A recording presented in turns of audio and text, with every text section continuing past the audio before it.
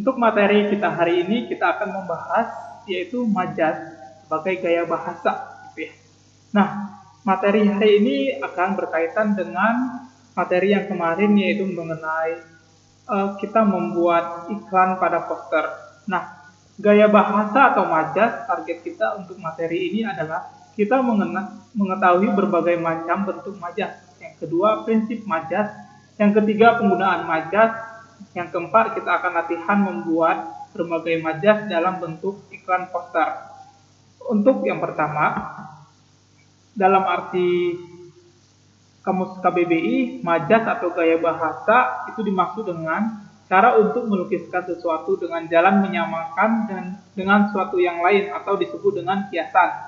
Nah, majaz, kiasan atau figure of speech adalah bahasa kias, bahasa indah yang digunakan untuk meninggikan atau meningkatkan efek dengan jalan, memperkenalkan serta memperbandingkan suatu benda atau hal tertentu dengan benda atau hal yang lain yang lebih umum. Jadi majaz yang baik menyarankan dan menimbulkan citra tertentu dalam pikiran pembaca atau pendengarnya.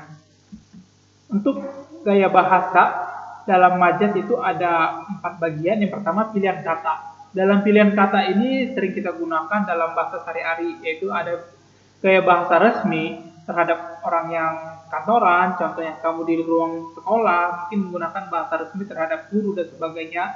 Yang kedua, gaya bahasa tidak resmi dan gaya bahasa percakapan.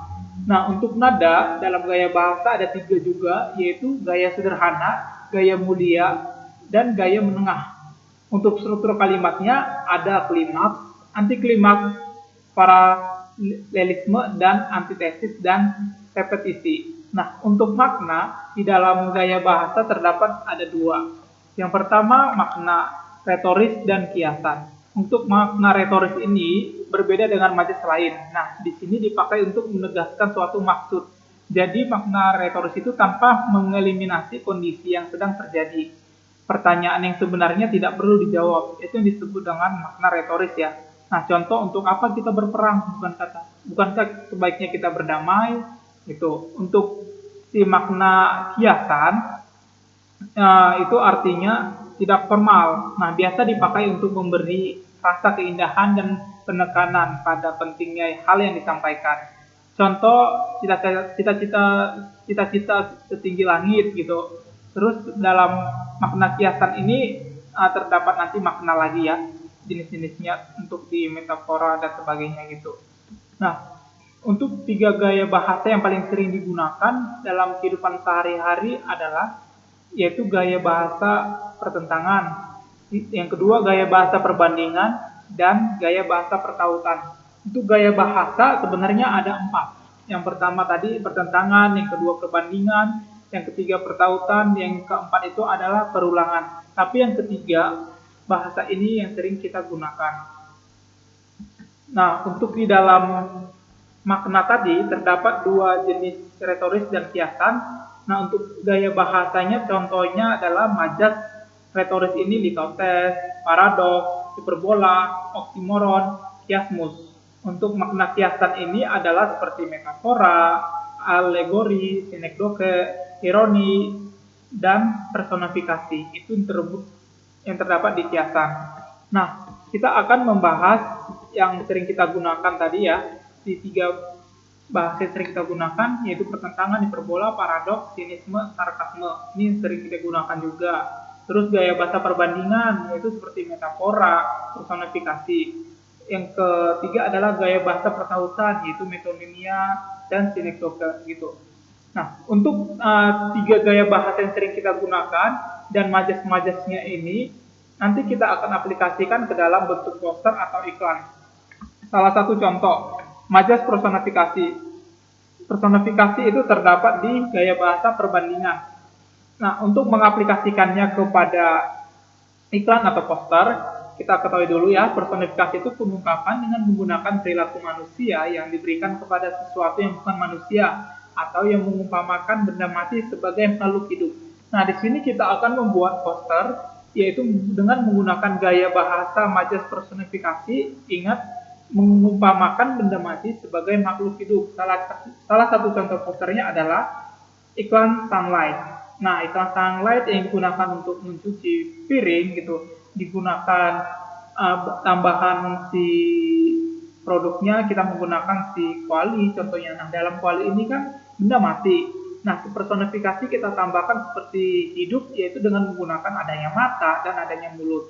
Nah, untuk yang kedua, contohnya baterai. Baterai alkalin ini kita tahu dengan baterai yang sangat mungkin energinya sangat kuat gitu. Nah, di sini kita menggunakan benda matinya baterai tadi kita seolah-olah kan dia seperti robot gitu kan, robot yang kayak hidup. Jadi dengan si adanya baterai alkalin ini yang mungkin akan membuat alat yang kita gunakan baterai ini, ya alat itu tersebut nanti akan kuat seperti robot gitu. Yang ketiga adalah contohnya iklannya parfum gitu dengan aroma parfum ini ya sangat-sangat menyengat gitu. Seperti ini pada parfum ini diibaratkannya dengan anjing dengan mengeluarkan aroma gitu, aroma di wajah kita jadi kayak menyegarkan gitu wanginya. Yang kedua adalah menggunakan majas metafora. Tadi metafora kan masuk ke dalam gaya bahasa masih perbandingan. Nah, untuk contoh yang metafora, majas yang membandingkan suatu benda dengan benda lain karena mempunyai sifat yang sama atau hampir sama. Ingat ya, mempunyai sifat yang sama atau hampir sama. Nah, di sini maksudnya adalah contoh iklan adanya hubungan dengan si ban dan si gurita. Nah, di sini kita tahu ban itu ya kalau kita cepat ngegas sesuatu sepeda contohnya atau motor, mobil, pasti bannya akan cepat berputar. Itu akan seperti dengan gurita juga. Gurita kan ya kita tahu dengan lincah atau cepat bergerak dihubungkan dengan si ban. Jadi si ban ini kita kombinasikan si kaki gurita menggunakan ban. Jadi ya bisa mengistilahkan dia mengiklankan suatu produk ban, dia mengiklankan suatu produk ban dengan menggunakan tambahan hewan si gurita. Jadi seolah-olah ban ini unggul, bisa cepat gitu untuk menerjang suatu bentuk jalan mau gimana pun dia bisa sanggup seperti gurita gitu dengan lincah. Yang kedua adalah metafora rokok. Nah, ini kita rokok, kita ketahui ya rokok ya mungkin banyak orang mengonsumsi rokok ya untuk membuat stres dan sebagainya. Namun di dalam iklan ini seperti yang sudah iklan yang sangat pasaran, kita lihat rokok dapat membunuhmu, dia mengilustrasikannya. Kalau kita banyak mengonsumsi rokok, bisa jadi rokok ini ya kita menghirup dengan tangan kan. Jadi istilahnya ya rokok akan membunuh kita secara perlahan-lahan gitu. Nah, di sini dia mengiklankan suatu rokok dengan menggunakan tambahan objek adalah si tangan kita dan tubuh kita dan leher kita ini ya. Nah, selanjutnya hiperbola. Nah, untuk makna hiperbola, pengungkapan yang melebih-lebihkan kenyataan, sehingga kenyataan tersebut menjadi tidak masuk akal. Nah, untuk hiperbola, tadi kita tahu dia termasuk dalam gaya bahasa pertentangan nih. Gaya bahasa pertentangan yaitu terdapat di hiperbola ya. Pengungkapan melebih-lebihkan gitu.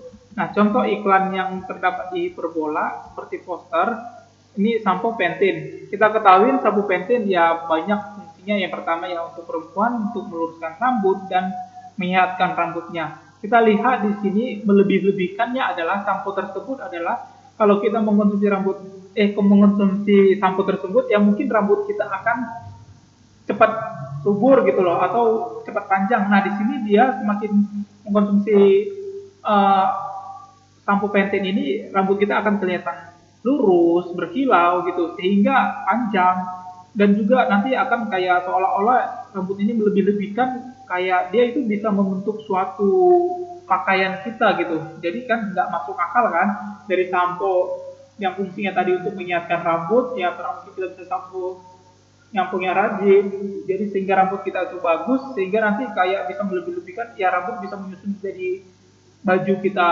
gitu kayak gini kan melebih-lebihkan gitu si iklan sampo Pantene ini dengan menggunakan hiperbola yaitu mengiklankan sampo Pantene. Yang selanjutnya adalah ini kayak mobil gitu loh.